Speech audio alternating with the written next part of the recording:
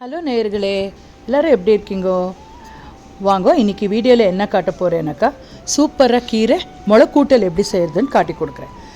அதுக்கு முதல்ல குக்கரில் ஒரு அரை கப் அளவுக்கு துவரம் பருப்பை நல்லா வாஷ் பண்ணிவிட்டு ஒரு 5 மினிட்ஸ் ஊற வைங்க. இப்போ பாருங்க, இது கீரை வகைகள் எடுத்துட்டுருக்கேன். ஒன்று தண்டு கீரை, பாலாக்கீரை, மெந்தியக்கீரை நல்லா கழுவிட்டு பொடி பொடியாக நெருக்கிட்டு அந்த பருப்பு ஊற வச்சிருந்து இல்லையா, அது கூடவே சேர்த்துட்டுருக்கேன். குக்கரில் வேக வச்சுட்டாக்கா நல்லா குழஞ்சி நல்லா வெந்த வரும். ஒரு 4 விசில் கனலும் கூட வைங்கோ, சூப்பராக வெந்திருக்கும். ஒரு அரை டீஸ்பூனு மஞ்சப்பொடி சேர்த்துக்கோங்க. மஞ்சப்பொடி சேர்த்துட்டு கீரை பருப்பு ரெண்டும் வேகிறதுக்கு எவ்வளோ தண்ணி வேணுமோ அவ்வளோ ஊற்றிண்டு குக்கரில் மூடி வச்சுட்டு அடுப்பில் வைங்க. இது வெந்துட்டுருக்கட்டும்.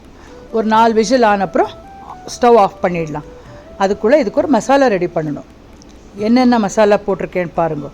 நான் இங்கே 2 டீஸ்பூன் அளவுக்கு கருப்பு உளுந்து எடுத்துட்டுருக்கேன். நீங்கள் வெள்ளை உளுந்து கூட எடுத்துக்கலாம்.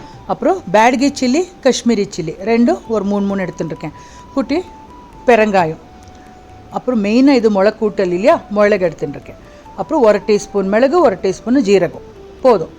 கருவேப்பிலை இருந்தால் சேர்த்துக்கோங்க. என்னென்ன தீந்து போயிட்டு அதனால் கருவேப்பிலை சேர்த்துல ஒரு 2 இலை கருவேப்பிலை சேர்த்துட்டா ரொம்ப நல்லாயிருக்கும். இப்போ 1 டீஸ்பூன் எண்ணெய் விட்டுட்டு நல்லா வதக்குங்க. அது நல்லா ரோஸ்ட் ஆன பிறகு ஸ்டவ் அமர்த்திட்டு அப்புறமா தேங்காய் துருவல் 2 கைப்பிடி அளவுக்கு சேர்த்துக்கோங்க. கொஞ்சம் கூல்டவுன் ஆன அப்புறம் மிக்ஸி ஜாரில் போட்டுட்டு நைஸாக அரைச்சி எடுத்துக்கணும். தண்ணிக்கு பதிலாக புளி ஜெலு விட்டுக்கோங்க. ஒரு குட்டியோண்டு புளியை நெஞ்சிட்டு ஒரு அரை கப்பு தண்ணியில் நெஞ்சிட்டு இதுக்கு ஊற்றிட்டு நல்லா நைஸாக அரைச்சி எடுத்துக்கோங்க. இப்போ பாருங்கள், ப்ரெஷர் இறங்கின அப்புறம் திறந்து பார்த்தா சூப்பராக வெந்திருக்கு கீரை பருப்பு எல்லாம். இப்போ அரைச்சிருக்கத்தை அதுக்கு சேர்த்துட்டு ஒரு 5 மினிட்ஸ் நல்லா கொதிக்க வைங்க. அந்த கீரை மசாலா புளி தண்ணி எல்லாம் விட்டுருக்கோம் இல்லையா, நல்லா கொதித்து வரணும். தேவைப்படுற உப்பு சேர்த்துட்டு ஒரு அகெயின் ஒரு 2 மினிட்ஸ் நல்லா கொதிச்சான அப்புறம் சூப்பராக முளைக்கூட்டல் சுட சாதத்துக்கு, இட்லிக்கு, சப்பாத்திக்கு ரெடி ஆகிடுச்சு.